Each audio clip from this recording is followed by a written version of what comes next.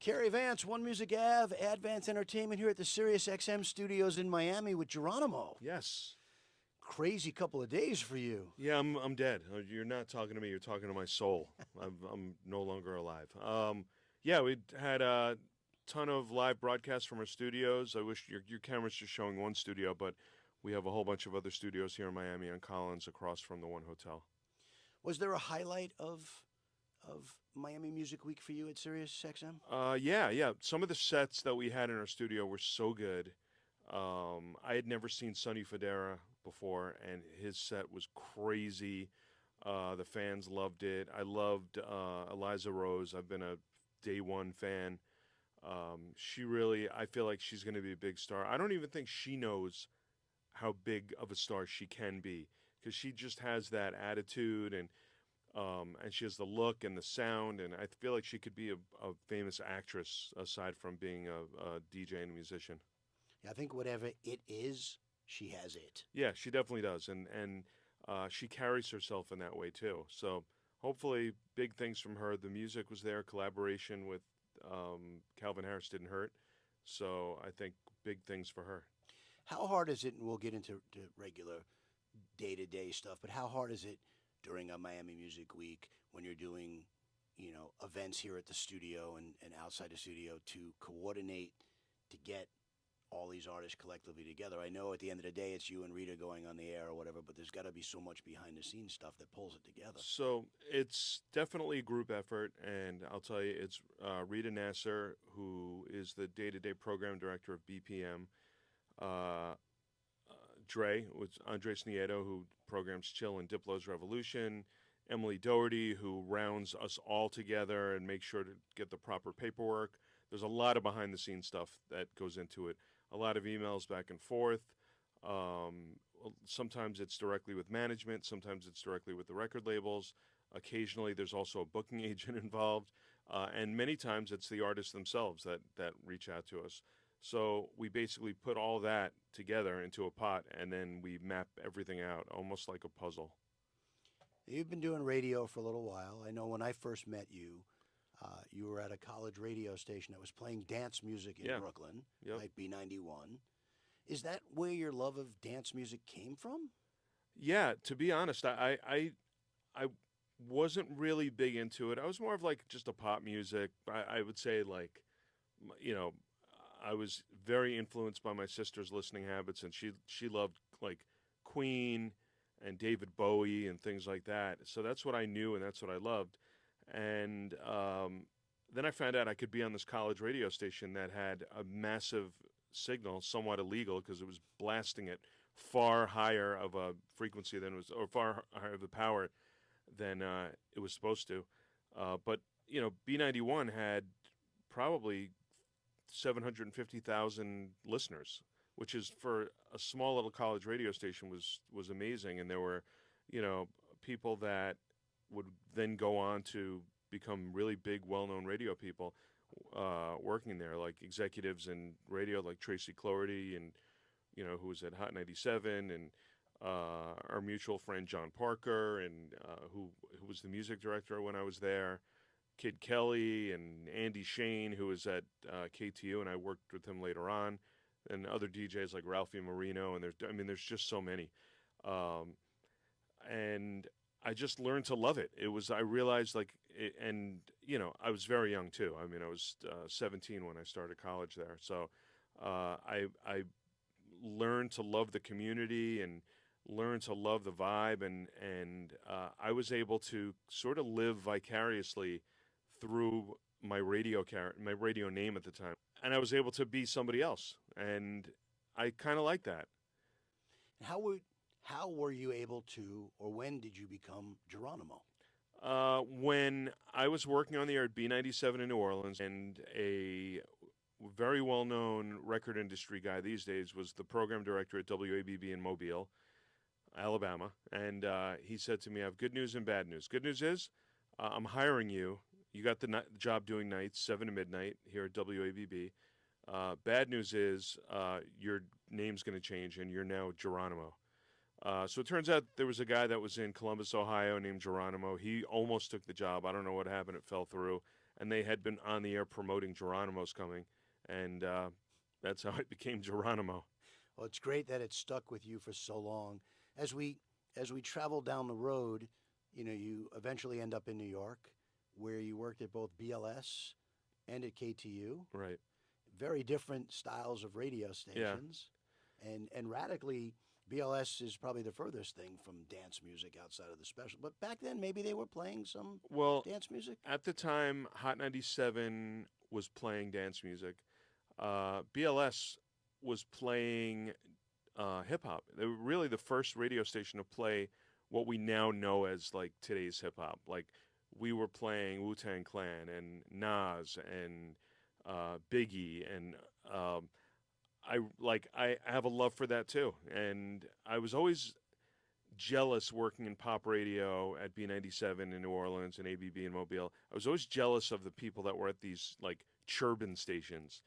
And I remember meeting a lot of them at the Hitmakers convention. I was just like, I just seemed like such a cool genre to be in. Then I found out Jerry Clifton was hired to consult WBLS, and that's when I got the job there. And I learned on the job, and I had to really know my stuff because you can't fake it in hip hop. There's absolutely no faking it, and I learned really quickly, and I was able to, I went from the frying pan right into the fire, and was on the air at night from 6 to 10, and I had to adjust and loved it. And then from there, you go to KTU. Yeah. In between, I worked at Republic Records. I believe I was employee number 3 or 4. Monty Lippman, who's now overseeing all of Republic and Universal, and he's doing a lot. He basically started the label from his apartment, and I was working out of his apartment, and then he rented out a little space. So it was me and Brett Alperowitz, who now oversees Casablanca, and it was just the two of us, and maybe there was one or two other employees, and then that started blowing up. But at the same time, K2 New York was signing on February of '96, and I still had radio in my blood, and I waited around in the lobby of their building in Jersey City for them to meet me. Somebody come down and meet me, which turned out to be a radio legend named Steve Rivers, who was overseeing the station at the time, and got a chance to got a chance to speak to him, and then I wound up meeting with Frankie Blue later on and Andy Shane, and I was hired on shortly after that. Is having worked for a record label, right? Because were you there for Tub Thumping? Yeah, that's right when I left. Does it give you empathy when talking to a promotion executive, being on the other side of you being a programmer and knowing at some point in time in your career you were probably trying to convince radio programmers to play music? Yeah, well, they gave me a record called Dirty Love by Lonnie Gordon on vinyl, and I was literally delivering it to clubs and to DJs, and making radio calls for promo calls for the Bloodhound Gang. And I get it. Like, I really get it. I understand, and I do have empathy, and I do understand that it's just the job that needs to get done. It's like whether you're a salesperson at a car dealership or you're selling jewelry, or like you've got to get these records played. So like I definitely understand that. And from KTU, you head over to SiriusXM. So for 1 year in between, I worked at Hot 97. There, I would say for one full year, I learned more than I've learned anywhere else. I remember speaking in a meeting where it was Tracy Cloherty, who I mentioned earlier, Angie Martinez, Funkmaster Flex. It was a who's who of hip hop all in that room, and they were like, "Who's this dance guy like coming in from KTU?" And I was just there.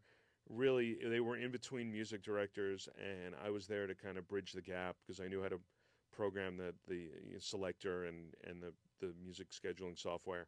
So Tracy was like, "Oh, you want to come aboard? Well, and you can help us with a few projects."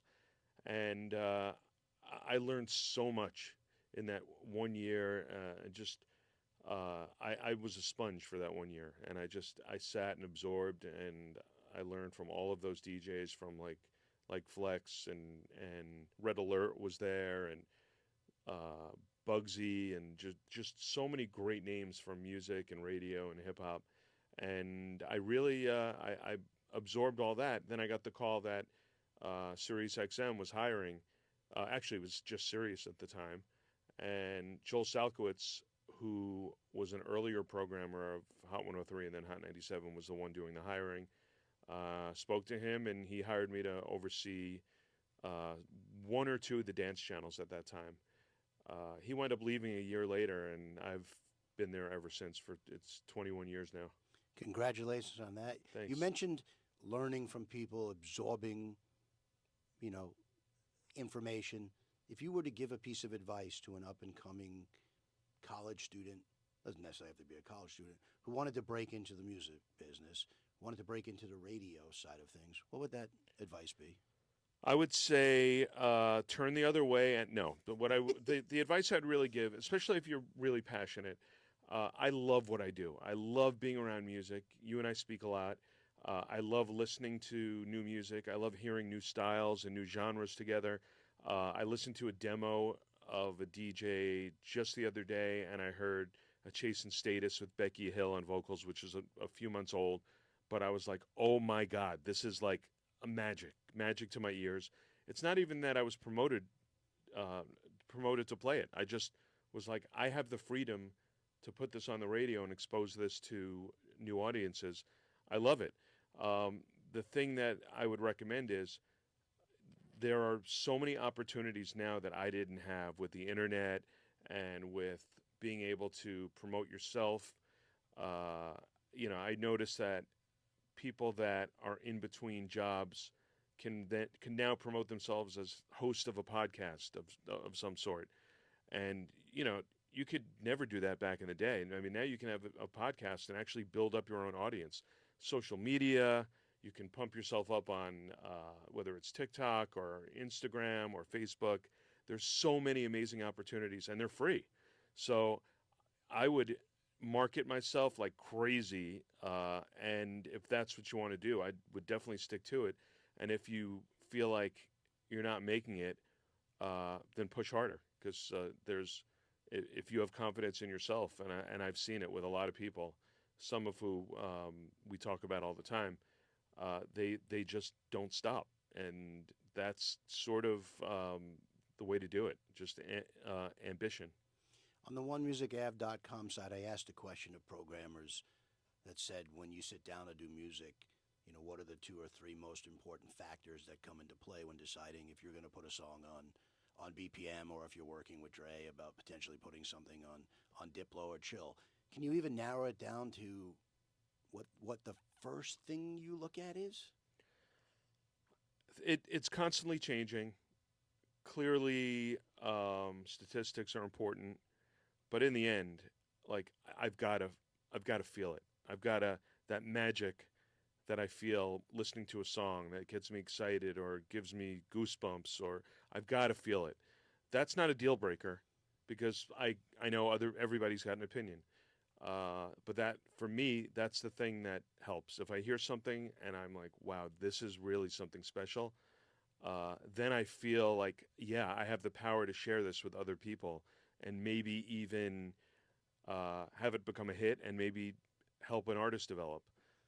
Is there a song over the course of your 21 years at SiriusXM, or Sirius, now SiriusXM, maybe going back to the Beat Days or now BPM, that just surprised the heck out of you, that when you first heard it, you're like, I don't know, but then it just became like this massive song that stuck in your head? Well, I'm going to take you a little further back to when I was at KTU, and this is the late 90s, early 2000s. I remember hearing Deborah Cox, "Things Just Ain't the Same," did not have any radio airplay at that point, but I believe it was the Hex Hector remix that was starting to bubble in clubs. And at that point, I was doing a lot of gigs in clubs, and specifically in Jersey, Long Island, through KTU, and the crowd would go berserk for this. And I remember bringing it back to our music meeting, and it was me, Jeff Z, Frankie Blue, Andy Shane, and I remember Frankie was like, "Would you stand on the table for this song? Would you get up and stand on this table?" And I was like, "I would do that. I would do that for this song." And history shows that I did the right thing because it was a massive hit. She became a major core artist for KTU. I still like hold her as an artist close to my heart because she really kind of helped give me a little bit of more credibility as somebody that was like trying to prove myself. Um, and then there are others. A similar thing happened with Zombie Nation, Kerncraft 400, and I heard that in a club and realized that like this could be something special. And now uh, it's played at every stadium still to this day. It's timeless. And not that I want to take the credit for it, but I know that like I felt like I had a voice and I was able to help push it through. And there have been a lot of songs and artists like that with BPM, with its audience as it's continued to grow through satellite radio and now through the app. The one I could say, besides getting the opportunity to play Marshmello first, I remember hearing some sort of digital mixtape, and it was just at the beginning of the pandemic, and I was like, "What are we gonna do? Like, what's gonna happen? Like, is the world's gonna come to an end? Nobody's gonna be able to record." And then all of a sudden, I heard Annabelle England, "So Hot," and I was like, "I don't know who she is, but this is a hit record." And again, I played it for my team. We were like, "Yeah, this sounds good." We put it in. We weren't seeing each other in person, but we were still doing radio all virtually and having tons of Zooms. And needless to say, it was a number one song for us on BPM. And she's had, with your assistance, several number ones. Yeah, she's had 10 now. Yeah, I find it unbelievable. I saw her this week. It was so great to see her. And not that I want anybody to give me any recognition for that, but she goes out of her way to be like, "Thank you so much. Like none of this would be possible if you guys didn't take a chance on the So Hot track," and that's the stuff that really makes it all worth it. But there are songs to what you mentioned that I feel like I missed, and I'll be the first to admit it. I'm trying to think of one offhand, but there's a few where probably the first telecast hit. I wasn't a big believer in it, but Rita was a big champion of telecast, and they've gone on to have a number of hits, and most recently at number one for 4 weeks with Nicky Romero and Linny. So and I'm proud of that too. And I always tell the staff that I work with, prove me wrong. Prove me wrong, and I'll admit I'm wrong. Like that's I feel the best part of humanity is to like be proven wrong and admit that you were wrong.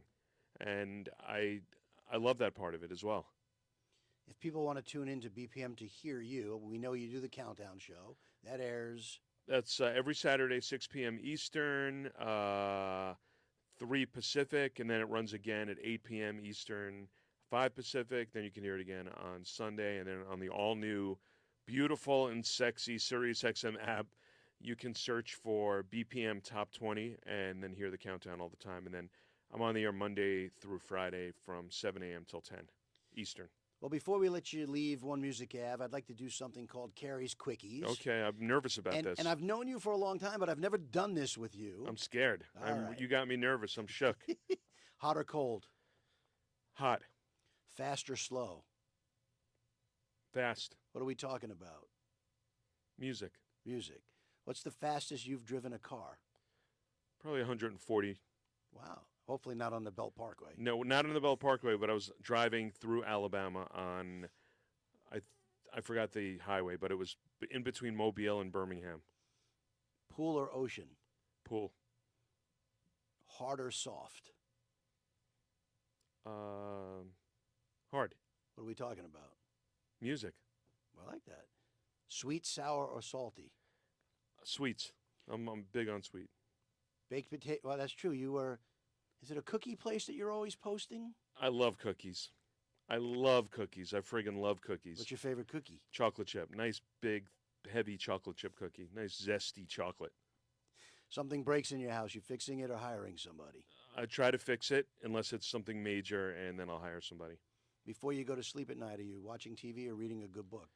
Watching my iPad, binging murder shows or all sorts of real crime, So true I crime. guess that will answer fact or fiction, Uh, Definitely fact. comedy or drama. I like them both even. Uh, I have to be in the mood for a comedy, and when I am, it nails it. But I like a good true crime story. And what's the last song you, Geronimo, sang in the shower? Oh man. So uh, yesterday, and not to be braggadocious or anything, Martin Garrix played me a clip of a song that he is working on coming soon, and I fell in love with it. It's beautiful, and I just had it in my head over and over again. I even sang it to him, and he was like sort of embarrassed that I was doing that. But hopefully it'll be out soon, and people will know what it is. I don't even know the name of it, but it was beautiful. It was a masterpiece, and hopefully he'll send it to me so I can sing the actual song. Well, we'll have to come back and hear you sing it. You don't want to do All that. right. Well, Geronimo, thank you so much for spending some time on One Music Ave. Thank you. And I just want to say that I know you for a long time, and One Music Ave and everything that you do for the dance music community is so important, and you keep everybody coming together. And the other thing I'd like to say is nobody works and understands the dance music chart like this man, CARY Vance. He's not telling me to say it. I'm not getting paid anything to say it, but he really knows how to work the charts and the numbers, and sometimes better than me and my own numbers. So it's kind of scary. Well, thank you, Geronimo. That means a lot. And you have a great rest of your stay here and safe travels home. Yeah, you too. All right. Thank you.